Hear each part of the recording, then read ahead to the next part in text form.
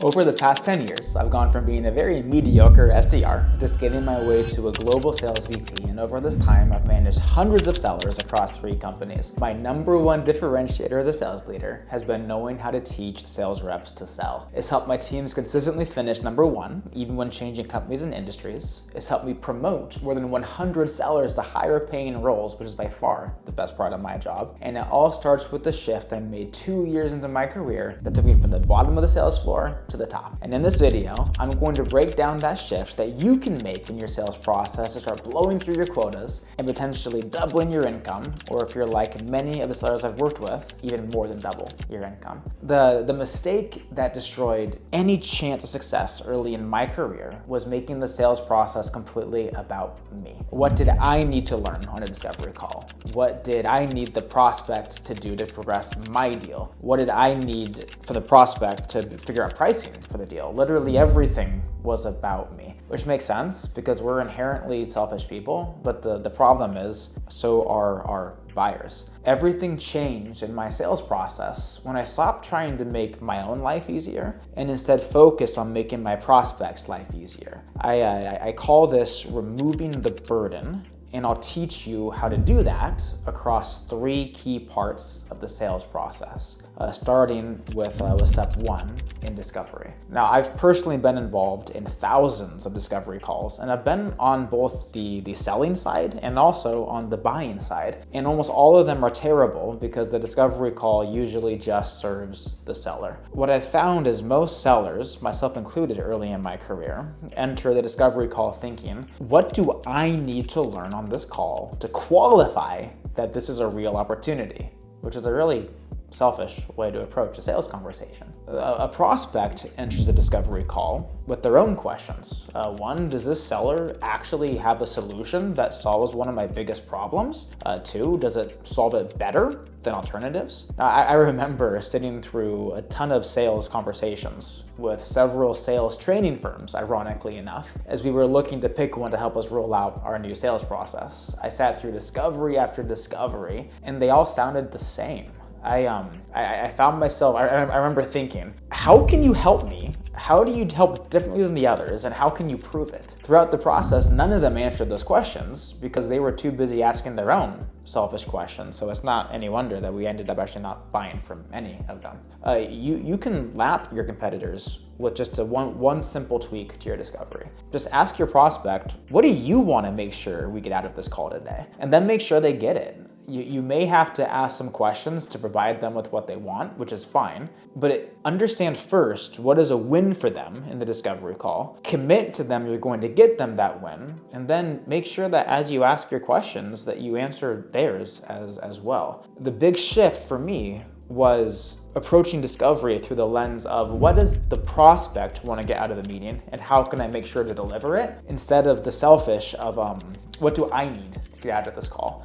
And that completely changed the tone and success of discovery. And most of the time, what they want to know is going to benefit you as well in the end, because it's likely, how can you help me? Do you do it differently and better than others? And how can you prove it? Which are questions you need to answer to go win a deal. Now, it's not just in discovery where we often make the prospect work way too much. I've also seen this in the demonstration phase. I remember sitting across from a struggling AE, and every demo they would do would start with them saying, I'm going to show you a lot of features today. As I show you the features, make sure to tell me what stands out so I know where to spend my time. Then I remember he'd go into his demo routine and he would literally show like every part of the platform in the same order that he always did. It was basically a memorized presentation. And halfway through, he'd always say something like, hey, you haven't stopped me yet. Just a reminder to stop me when you see something valuable. The demo was putting all the burden on the prospect. He was asking them to be just laser focused during this boring high-level presentation, and then for them to be vocal when something stuck out. And so it's no wonder those demos never converted.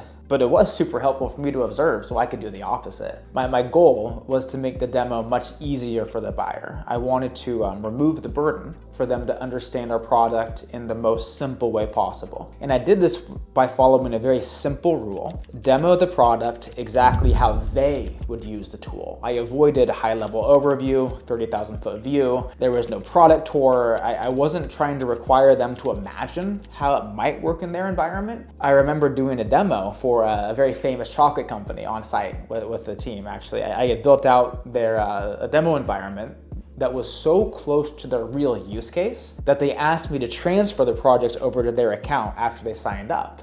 There was no imagination required. I made it easy for them to connect the dots. So while your competitors are giving the product tour, the high-level overview, forcing your prospects to do that work to connect the dots, you can put in the extra effort to build out presentations and demo environments that get as close as possible to your prospect's use case, so they can just sit back and think, all right, I see how we would use this, instead of, okay, this is cool, but how would it work for us? Just this simple tweak makes your buyer's life easier and will increase your win rates. Now, if you want to get access to like weekly golden nuggets like this, and even in more depth, I do have an incredible newsletter that's backed by over 16,000 sellers that are part of it. And you can get the link in the description to join. Now let's get into possibly the most important time to make your buyer's life easier towards the end of the deal. A common phrase you'll hear at the end of the deal cycle is your buyer will say, let me talk internally and get back to you. This is when most sellers lose control of their deal because they're at this point relying on their prospect to go do a ton of work to make it happen. It usually comes after a demo,